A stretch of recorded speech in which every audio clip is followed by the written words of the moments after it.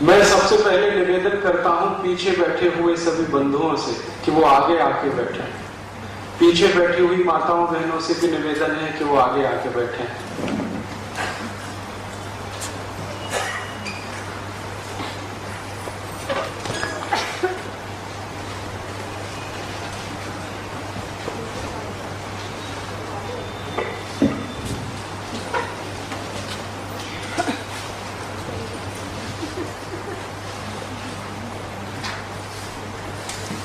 आज के इस कार्यक्रम में उपस्थित भीलवाड़ा नगर के सभी सम्माननीय नागरिक बंधुओं, माताओं, बहनों, मैं बहुत आभारी हूं महावीर इंटरनेशनल संस्था का, जिन्होंने ये आयोजन किया है और मुझे आपसे भारत देश की आज की सबसे गंभीरतम समस्याओं में से एक चिकित्सा और स्वास्थ्य पर बात करने का मौका मिला है। मैं इस निवेदन के साथ मेरा व्याख्यान शुरू करता हूं कि आप भरपूर प्रश्न पूछें। इससे अच्छा ये होगा कि आप यहां से जो कुछ भी लेके जाएंगे वो दूसरों को भी बता सकेंगे। आपके दिमाग में अगर स्पष्टता आ जाएगी तो बहुत लोगों को उसका लाभ मिलेगा। खुशी की बात यह है मेरे लिए कि इस व्याख्यान में महिलाओं की संख्या ज्यादा है और ये विषय महिलाओं का सबसे प्रिय विषय माना जाता है, नजदीकी है, इसलिए बहुत अच्छा है। मैं आज की हमारी जो चिकित्सा की समस्याएं हैं और स्वास्थ्य की परेशानियां हैं, इन पर थोड़ा सा जानकारी इस संदर्भ में देना चाहता हूं कि ये उत्पन्न कहां से हुई है। हमारा भारत देश दुनिया में अनोखा ऐसा देश है जहां की चिकित्सा प्रणाली हर एक व्यक्ति को स्वस्थ रहना सिखाती है, जिसको आप आयुर्वेद कहते हैं। दुनिया के किसी भी देश में ऐसी कोई चिकित्सा प्रणाली नहीं है जो स्वस्थ रहना सिखाती हो।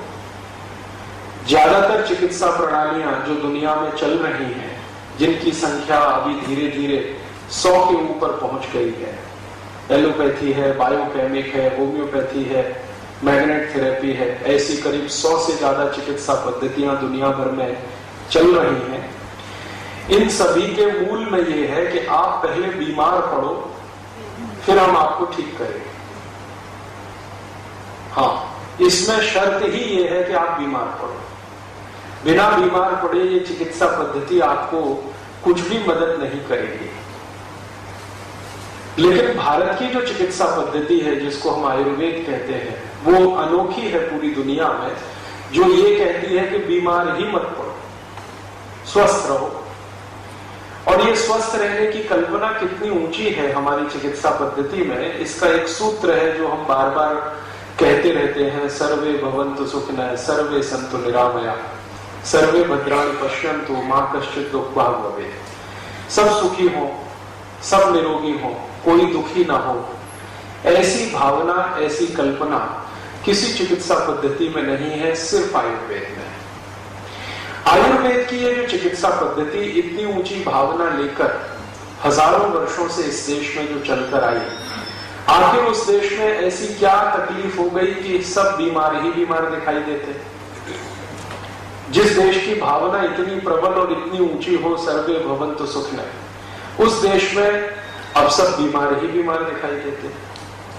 थोड़े दिन पहले मैंने भारत सरकार के स्वास्थ्य मंत्रालय को एक पत्र लिखा था कि भारत में 108 करोड़ लोगों की जनसंख्या है, इसमें स्वस्थ कितने हैं।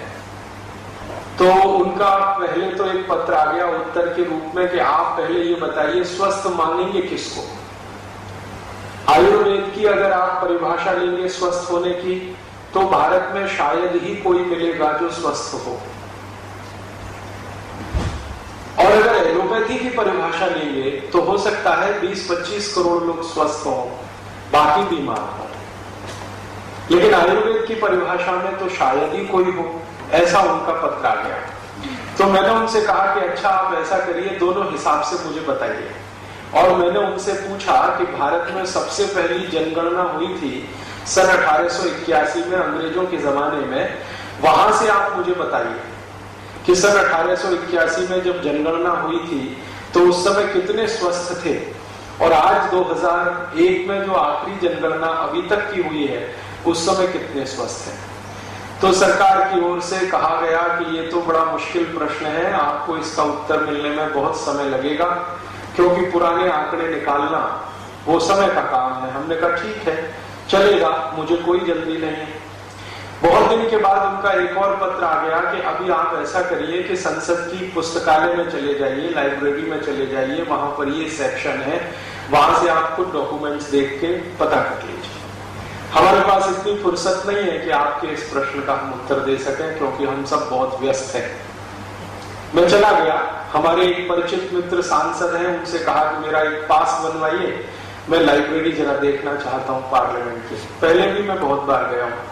तो वहां की लाइब्रेरी में जाके जब 1881 के रिकॉर्ड्स मैंने निकाले तो उनका देखकर सामान्य समझ जो बनी मेरी कि अगर हम मान लें उस समय भारत की जनसंख्या लगभग 20 करोड़ थी, लेकिन 20 करोड़ की जनसंख्या में अगर हिसाब ऐसा निकालें, 5 आदमी अगर एक परिवार में रहते हो, 5 व्यक्ति एक परिवार में रहते हो, तो उसमें से 4 स्वस्थ थे। ये मैं आयुर्वेद की परिभाषा से बोल रहा हूँ। स्व में स्थित होना स्वस्थ, ये आयुर्वेद कहता, अपने में आप स्थित हो, आपको किसी भी चीज से, किसी भी वातावरण की प्रतिकूलता से आपके ऊपर कोई दुष्परिणाम ना होता हो तो